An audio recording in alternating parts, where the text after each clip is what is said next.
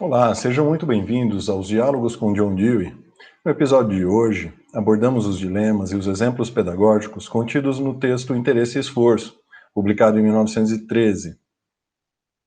Esse texto faz parte de uma coletânea organizada por Anísio Teixeira, chamada Vida e Educação, publicada pela Editora Nacional e que tem a sua quinta edição publicada no ano de 1959. É esse texto, essa referência que nós vamos utilizar nesse episódio. E no próximo também. Esse texto, esse livro, ele contém dois textos escritos por Dewey. Um deles é esse que tratamos hoje, Interesse e Esforço, e o outro que tratamos no próximo episódio, que se chama A Criança e o Currículo. Apenas uma consideração que já foi feita no primeiro episódio, mas a gente reforça aqui. Nós estamos utilizando as referências do autor associadas a algumas imagens sugestivas, que são imagens retiradas de sites com imagens em domínio público, além de algumas imagens que também fazem parte da minha experiência profissional na educação básica e nas experiências realizadas por Dewey, tanto na escola de aplicação em Chicago, quanto no Teachers College em Nova York, na Universidade de Columbia. Partimos nesse episódio de algumas provocações que apresentamos como ponto de partida para os diálogos, que vão se completar com a participação, com a contribuição de vocês, espectadores desses diálogos. A primeira questão que se coloca, ela tem relação com um dos polos do antagonismo, do dilema explorado por Dewey nessa obra. Um dos polos é uma teoria que tem por base a necessidade do esforço para que haja uma compreensão. Conforme essa imagem tenta ilustrar, a educação tradicional, dita educação tradicional, à qual se opõe a escola nova, em que Dewey é um dos pioneiros, diz respeito a um tipo de educação muito baseado apenas na dificuldade de acesso a um conteúdo por pessoas menos experientes, que no nosso caso são os discentes do ensino superior. Conforme essa imagem demonstra, de uma sala bastante tradicional de aula, o conhecimento nessa experiência de ensino-aprendizagem, ele está baseado na transmissibilidade, na absorção, alguns usam esse termo, dos conceitos e dos ensinamentos que alguém mais experiente transmite, e cabe ao estudante uma posição bastante passiva, o que tem consequências, segundo Dewey, para a sua formação, tanto moral quanto intelectual. Nos termos de Dewey, o dilema se opõe dessa forma.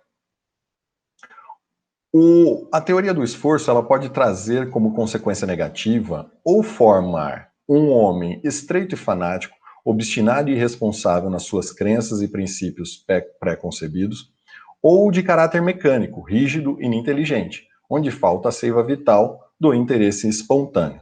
Veja que Dewey destaca aí os traços de passividade contida nesse modelo educacional.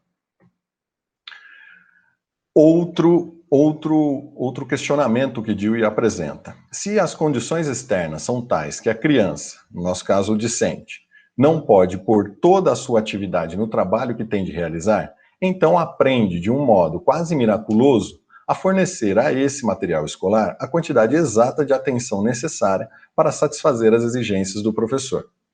Essa imagem, ela busca ilustrar algo que é bastante valorizado nesse tipo de educação mais tradicional, que seria o exercício, baseado muito em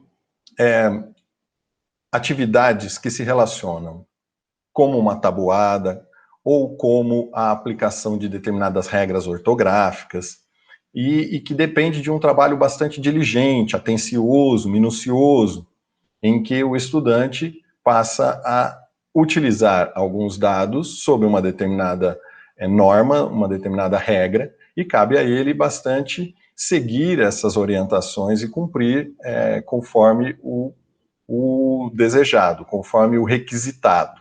né? Especialmente, no caso, pelo professor, pelo docente.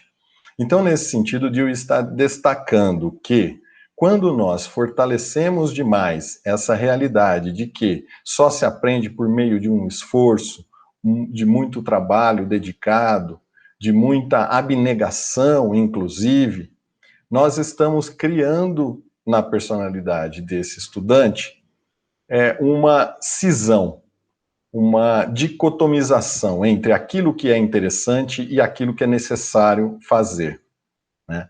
Então, esse polo do dilema é traduzido por Dewey nestes termos.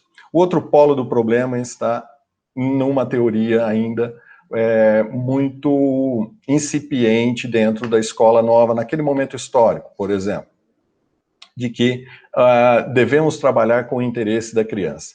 Então, Dewey já detectava no seu momento histórico que havia alguns exageros nessa teoria do interesse.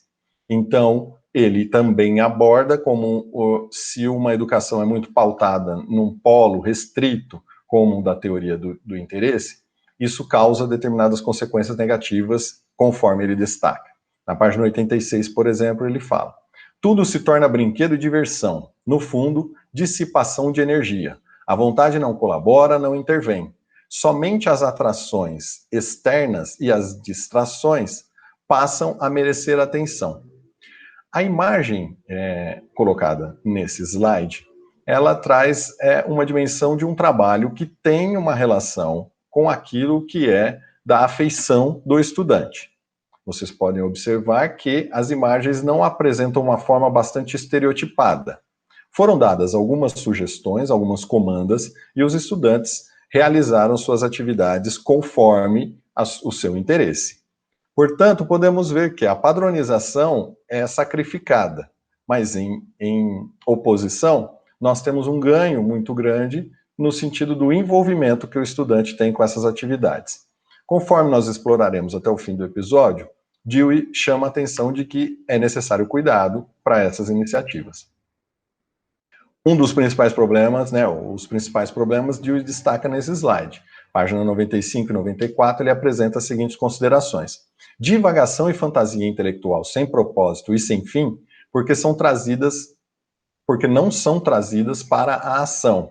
Ou seja, ficar apenas no estímulo externo ao interesse do aluno deixa ele também comprometido em relação à aplicabilidade daquele ensino, por exemplo, que alguns dizem que deve ser feito por meio de brincadeiras, né? Por meio de situações lúdicas. Outra consideração de Dewey discentes estão constantemente dependendo de sugestões externas e têm uma singular falta de recursos quando entregues a si mesmos.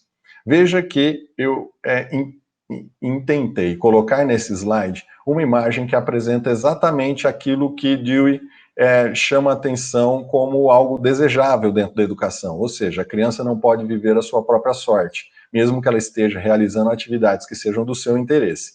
Então, no caso, vemos um estudante que está produzindo um material com certa ludicidade, ele acha interessante aquilo, mas ele está sempre supervisionado e sempre estimulado em uma direção pelo profissional que está ao lado, docente. Encerramos essa parte do episódio e retornamos a seguir.